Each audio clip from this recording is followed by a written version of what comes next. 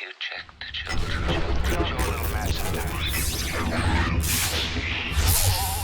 Hi, I'm Chucky. Wanna play? Sometimes. That is what You're gonna need a bigger boat. Greetings, Strike fans. Welcome to the Horror Show. I'm Jaime in Fuego, and so very stoked to be back here for part 2 of my coverage of the International Horror and Sci-Fi Film Festival in partnership with the Phoenix Film Festival for 2023. So our coverage has been broken down into 3 different parts, as I mentioned in the first video. So there are 2 parts of my solo stuff that I got to see by myself because, Cecil is a very busy guy, and trying to get all the schedules together is muy importante. But yes, and then there's going to be a third installment, which is the 4 films that him and I saw together. We are very excited to be presenting that. But let's go with, once again, the 4 other additionals that I saw by myself. And jumping through the program here to the first one is going to be, this was a hoot of a film. I'm not going to lie, man. This was by Quentin Dupuis? I don't know. I'm butchering it. But this is the guy who did Rubber. And this is the guy who also did, oh boy, what is it? I think it's called Mandibles, if I remember correctly. But, yeah, in any event, sorry, my eye is just like totally bugging me right now.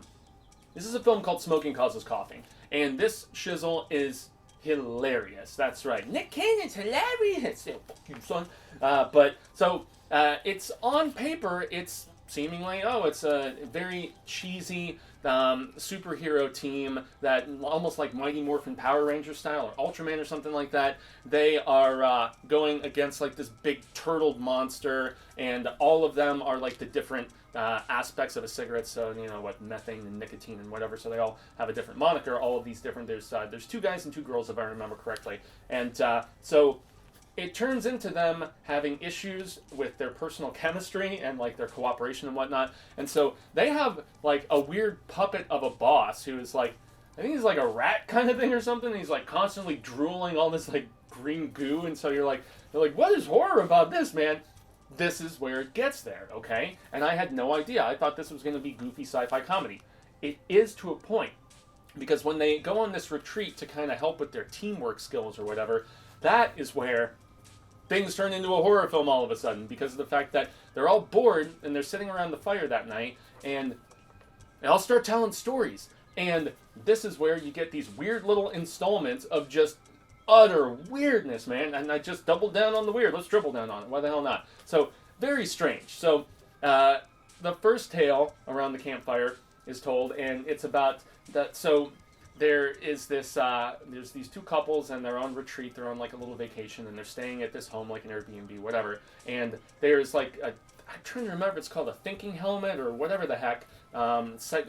It's essentially like one of those big sort of tube helmet things that when people were going underwater in like 1800s or something, early 1900s. I can't remember when they were still using those type of suits for air supply and whatnot, but one of the women of these couples, she puts the helmet on, and she's like, I feel at one with myself, and she's like totally isolating from the other 3, including her partner.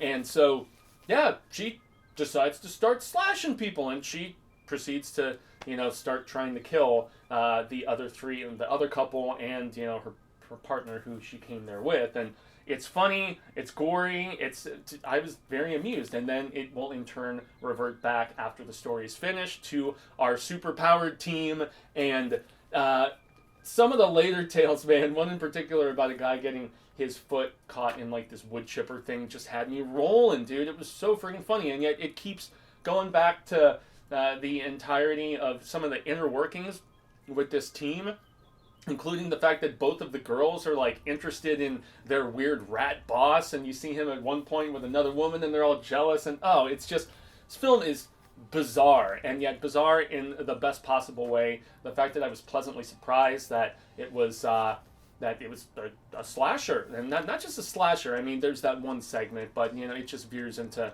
it's so absurd. It was so entertaining, and it's a short watch. It's like 80 minutes, I think, if I recall correctly. So yeah, Smoking Causes Coughing, a definitive recommend by me, and I think it's in limited theatrical release in certain markets currently.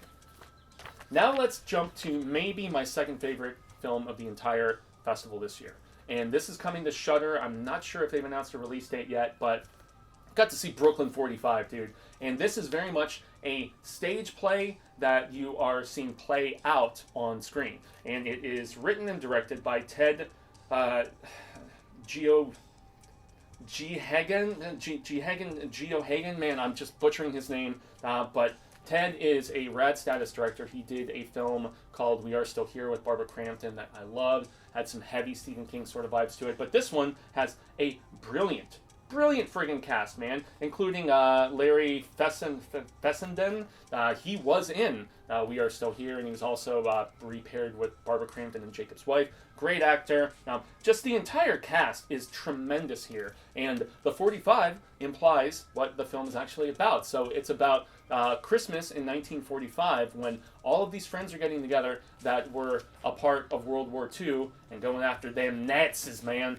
And so they regroup, and they are just kind of, there's almost like a bittersweetness amongst them about the fact that the war is over, and they're struggling to kind of move on.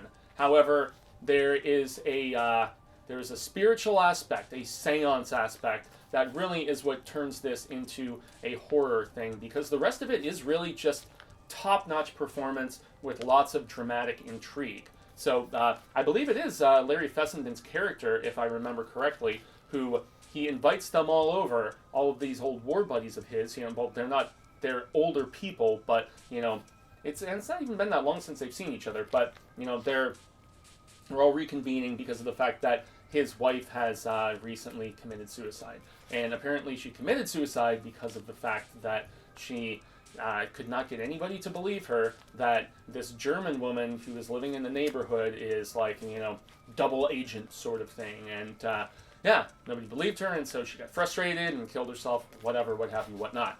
And all of the friends come over to comfort Fessenden's character, and he proceeds to tell them that he has been looking into actually trying to contact those on the other side, most notably his wife. That's who he is trying to contact to get some sort of peace about, and why did you commit suicide, all this different stuff. And once again, this film is tremendous from an acting standpoint. The dialogue is snippy. There is not a bad performance amongst the entire crew. Some people may be like, oh, it's not horror enough for me. There are a couple scenes of gore, but it's really just about the intrigue and about the fact that you get that woman who is suspected to be that German double agent. She ends up there with these war friends in the U.S., and there's an interrogation scene that is so friggin' tense in this movie, and I absolutely loved it. I was all about it. And so I am definitely giving big recommends to Brooklyn 45. Now, this might be just a little bit of a shorter one compared to part one because of the fact that we are just getting ready to talk to the directors, to two writers and the director from one of my personal absolute favorites from the festival, From Black. So Brooklyn 45, From Black, tremendous. But now we are jumping into a couple that I was not the biggest fan of. And so I will go first with the one that there were aspects of this one that I liked. So I guess I will cover this just like I did in the previous video, where the third one that I discussed, I found much more redeeming qualities about than the fourth. And so that's Johnny Z.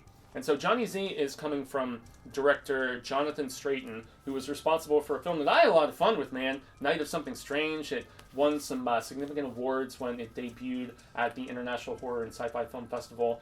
I can't remember if it was 17, 18, 19, it was somewhere in that range, but this is his follow-up, and so this is the tale of two movies in a lot of ways, because, so, think post-apocalyptic, zombie, sort of thing, but yet merge that with, I don't know, Karate Kid and, samurai sort of stuff, and that's what Johnny Z is all about. So, you have a guy named Johnny, who is basically, so he's a half-human, half-zombie, played by Michael Merchant, if I remember correctly, who was in Night of Something Strange, and he's this masked, patient zero of sorts that apparently holds the key for everybody being able to, find a proper cure, and so, you won't have any, I mean, you can basically end this nasty apocalypse, or at least start to maybe change things back as a slow process would go. So I was so engaged with this guy who's going around with swords and stuff, and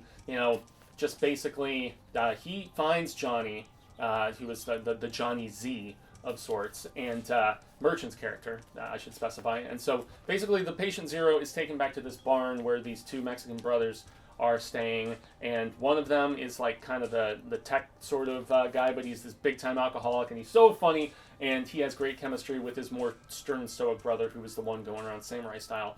And he has this the samurai style bro, who's actually like the beef and the muscle of the operation, so to speak, even though he's smaller than the big overweight alcoholic brother. Anyway, so he starts training Johnny in like the ways of, you know, how to actually, you know, use a sword and, you know, actually fight properly and stuff.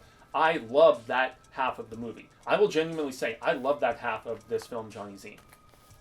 The other half, where there is this like evil corporate governmental sort of presence, and they are the ones that are trying to track down the patient zero that Merchant plays, and you know, where the title Johnny Z actually comes from. And that half is essentially like a Resident Evil fan film, dude. It's that just laughably low budge, unfortunately. And that's why I said a tale of two films, because anytime we have that stuff, it's borderline laughable. Especially, I mean, the acting, I don't know if they were like directed to go cheese over the top, whatever, but the other half with, you know, this older, you know, just grizzled warrior training this half human, half zombie that Merchant plays, like, that half of the film I thought was awesome, and the interplay with the older drunken, with the bigger drunken brother, I thought that stuff was so funny. So this film, it feels almost like a missed opportunity in a lot of ways. It does leave itself open for more storytelling afterwards, but there is some big time emotional thread at the core of the part of the half that the part of the film that I really, really liked. So Johnny Z, if this premise sort of intrigues you about a half human, half zombie patient zero being trained by a hardened warrior who has lost a loved one, if that intrigues you, maybe you will be kind of like me, where you can be like, it's a maybe recommend, you know, because of the fact that half the movie I thought was pretty bad, and then the other half I thought was really, really great. So I don't know, that's Johnny Z for you. And now unfortunately we come to the film from this festival that I just freaking hated. This was one of the most unfocused messes of a movie that I've seen in recent memory, guys. This is called In a Dark Room, and this was directed by Denis Sabola, probably pronounced Denis, no say. I'm not going to go into any of it. This is a Ukrainian film, if I'm not mistaken. And this is like a shit ton of films in one, because it can't figure out what the hell it wants to be. So it starts out, you've got, well, I don't even really want to go into very much of this one. You've got everything in this movie from kids who they trick their teacher. Well, first they're harassing a teacher. These high school kids, these three boys, and they basically they get upset with her, and there is an incident in a bathroom which is like incredibly unsavory and disgusting, and then she ends up getting killed by a mysterious creature. And there is everything in this, from witches to, and it's built into these like different chapters, and yet a lot of them don't really have much cohesion. And it's about like a witchly presence that is going on. There's this guy who's taken into captivity. I mean, and then, you know, the kid, there's almost like a monkey's paw sort of thing too, with a piece that there's like, I'm trying to remember, it's an amulet or something, but anyway, it's found at this excavation site where the three kids who were harassing the teacher, they basically want to go and find like animal bones and sell them on the black market so they can pay off the teacher and hush money so she won't turn them into the authorities for harassing her like that. And they find something that grants them the power of wishes, but yet it's very much monkey's paw, as I said, and where like your wish is fulfilled, but not necessarily in the way that you want it to. But then the story totally leaves them and jumps to this guy in captivity, you know, who is being like, he's like a sexual slave of this really hot witch woman after he comes back for a funeral. And then it jumps back to the kids, and the kids are like all, they're totally influenced and under the spell of this mysterious goth girl who showed up. And dude, the film, and the thing that's especially upsetting about it is the fact that you can tell it's very well made. There's money behind this movie, and yet there's everything from like weird polka sounding music to heavy metal. Like, this film is all over the place. It's scatterbrained. It's incohesive is the biggest problem. And this is another one where, as much as I despised it, I do see more, like, there's redeeming qualities in here. There's a good movie in here somewhere. It's just, I don't know, between the editing process or what the hell happened, and they suddenly go to a voiceover at the very end of this to wrap everything up and explain stuff, and yet there's still so many loose ends. Like, dude, I don't know if they lost funding and just couldn't finish the movie properly or what, dude, but this flick was just, man, I'm sorry. In a Dark, Dark Room was the worst thing that I watched at this festival, and you guys know that I am not prone to these sort of rants and, like, shit on films or whatever, but there you have it. Those are the recommends and the definitely avoid and the somewhere in betweens here from my second part of coverage for the International Horror Sci-Fi Film Festival. So I extend a grande gracias. I've been Jaime and Fuego.